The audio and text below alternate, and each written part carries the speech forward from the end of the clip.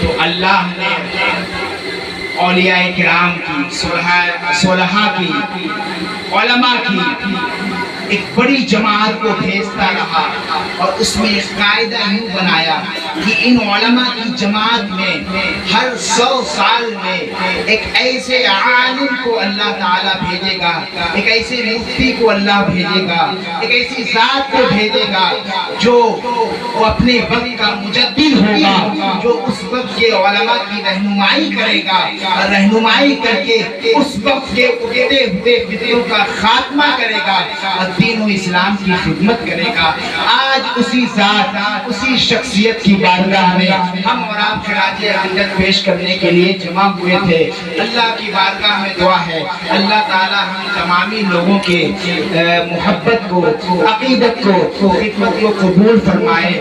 آخری ایک پیغام سن لیجئے، ہمارے اس محلے کے، اس علاقے کے لوگوں کو بہت مبارکبادی پیش کرنا چاہتا ہوں، اور آپ بہت خوش نصیب ہیں کہ آپ کے علاقے میں حضرت مولانا نوشاد صاحب ایک اچھے قائد، ایک اچھے رہنما آپ کے ملے ہیں۔ انہوں نے ایک مدرسہ قائم کیا ہے، ایک مکتب نما مدرسہ ہے۔ انشاءاللہ تعالیٰ یہ دارالعلوم کی شکل بھی لے گا اگر آپ لوگوں کا تعاون رہے گا، لیکن صرف یہ جلسہ کرانے سے میں یہ کہتا ہوں ہاوڑہ ڈسٹرکٹ کے اندر سب سے زیادہ اگر جلسے ہوتے ہیں تو مولانا نوشاد صاحب کی قیادت میں ہو رہے ہیں۔ سال بھر میں درجنوں جلسے ہوتے ہیں، درجنوں کانفرنسیں یہ سجایا کرتے ہیں، لیکن صرف جلسہ کرانے سے نہیں، صرف کانفرنس کرانے سے نہیں، صرف علماء کو بلانے سے نہیں، صرف نعت سننے سے نہیں، صرف تقریر سننے سے نہیں کام چلے گا۔ میں اپنے نوجوانوں کو، اپنے بچوں کو یہ کہنا چاہتا ہوں کہ میرے بچوں، میرے عزیز نوجوانوں، تم آ جاؤ، پورے دائرے اسلام میں آ جاؤ، اپنی زندگی کو اسلامی طرز پہ گزارنے کی کوشش کرو۔ دیکھو یہ زمانہ بڑا فتنہ انگیز زمانہ ہے۔ اس زمانے میں اگر ہمارے بچے دین سے جڑے رہیں گے تو انشاءاللہ تعالی کوئی گمراہ ہمارے بچوں کو گمراہ نہیں کر سکتا ہے، ہمارے بچوں کے دلوں سے ایمان کی روشنی نہیں چھین سکتا ہے۔ اور ہم اپنے بزرگوں سے اور ہماری آواز جہاں تک جا رہی ہے اپنے تمام اسلامی بھائیوں سے یہ گزارش کرتے ہیں کہ آپ اپنے گھروں میں جہاں دنیاوی تعلیم کا انتظام رکھے ہیں وہیں دینی تعلیم کا بھی انتظام رکھیے۔ میں اپنے بزرگوں سے کہنا چاہتا ہوں آپ اپنے بچوں کو، اپنے بیٹوں کو، بیٹیوں کو، اپنے ناتی اور نواسوں کو، اپنے پوتوں کو، اپنے اہل خانہ کے بچوں کو کم سے کم اس لائق ضرور بنا دیجیے کہ جب آپ کا انتقال ہو جائے تو وہ آپ کے جنازے میں شریک ہو کر جنازے کی نماز پڑھ سکے، جب آپ قبر میں چلے جائیں تو وہ آپ کی قبر پر کھڑے ہو کر فاتحہ پڑھ سکے۔ آج ہماری نظریں دیکھتی ہے کہ جب کسی کا انتقال ہو جاتا ہے امام صاحب جا کر مصلی امامت پر ہے، اہل خانہ اہل محلہ نماز کے لیے جنازے کی نماز میں کھڑا ہے، لیکن اس کے گھر کا بچہ، اس کے گھر کا بیٹا، اس کے گھر کا ناتی، اس کے گھر کا پوتا، اس کے گھر کا، اس کے گود کا پلا ہوا، پرورش کیا ہوا وہ لڑکا جنازے کی نماز کے سب سے کچھ دور پر کھڑا ہے اور وہ دیکھ رہا ہے، اس انتظار میں ہے نماز ہو جائے گی جلدی سے جا کر مٹی ڈالیں گے۔ آپ ان سے پوچھئے اے بیٹے تم نے کیوں نہیں جنازے کی نماز پڑھی؟ یہ تمہارے باپ کا جنازہ ہے، یہ تمہاری ماں کا جنازہ ہے، یہ تمہارے نانا دادا کا جنازہ ہے، یہ تمہارے اہل خانہ کا جنازہ ہے۔ وہ بچہ جواب دے گا میں انگلش میڈیم میں پڑھتا ہوں، مجھے جنازے کی نماز پڑھنا نہیں آتا۔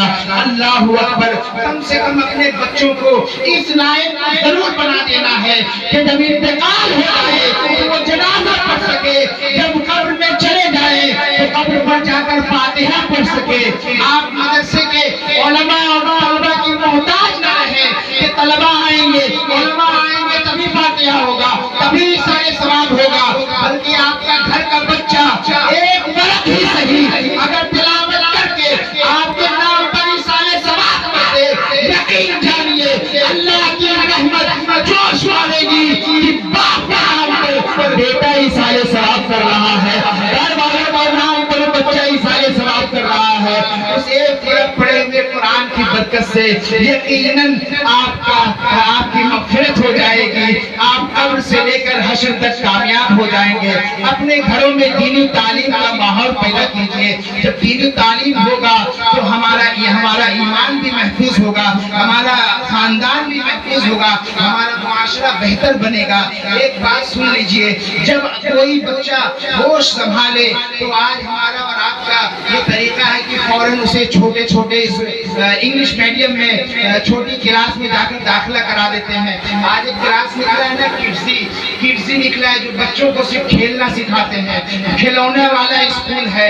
میں کہنا چاہتا ہوں کہ اس عمر کے بچے کو کڈزی نہ بھیجیے, انگلش میڈیم اسکول نہ بھیجیے, ہندی میڈیم دنیاوی تعلیم نہ بھیجیے. پہلے اسے مسجد کے امام کے پاس بھیجیے, پہلے اسے مدرسے میں بھیجیے, پہلے اسے مکتب میں بھیجیے, تاکہ دینی تعلیم کچھ حاصل کر لے. اس کی برکت سے جب وہ دنیاوی تعلیم حاصل کرے تو کم وقت میں وہ بچہ زیادہ پڑھتا ہوا نظر آئے گا, کم وقت میں وہ زیادہ علم حاصل کرتا ہوا نظر آئے گا. اور جب بچہ پہلے علم دین حاصل کرے گا, پہلے قرآن پڑھے گا, پہلے نماز پڑھے گا, پہلے دین کا علم حاصل کرے گا, تو پھر وہ جب اس کی زبان کھلے گی تو پھر دائرہ اسلام میں اس کی زبان کھلے گی. میں آپ کو بتانا چاہتا ہوں, جب ہمارے اور آپ کے گھر میں بچہ پیدا ہوتا ہے ہم کیا کرتے ہیں, سب سے پہلے بچے کے کان میں اذان دیتے ہیں. کیوں اذان دیتے ہیں؟ سنیے, میڈیکل سائنس یہ کہتی ہے, میڈیکل سائنس کا یہ ماننا ہے کہ جو بچہ کان سے بہرا ہوتا ہے وہ گونگا بھی ہوتا ہے. حالانکہ یہ ضروری نہیں ہے کہ جو بہرا ہوگا وہ گونگا بھی ہوگا, لیکن میڈیکل سائنس یہ کہتی ہے کہ جو بہرا ہوگا وہ گونگا بھی ہوگا. لیکن ایسا نہیں ہے, بہرا ہونا اور ہے, گونگا ہونا اور ہے. بات اصل میں یہ ہے کہ انسان جب تک کچھ سنتا نہیں ہے تب تک وہ اپنی زبان سے بولتا نہیں ہے. معلوم یہ ہوا عقل جب تک کسی چیز کو کھینچتی نہیں ہے تب تک وہ زبان سے ڈلیوری نہیں دیتی ہے.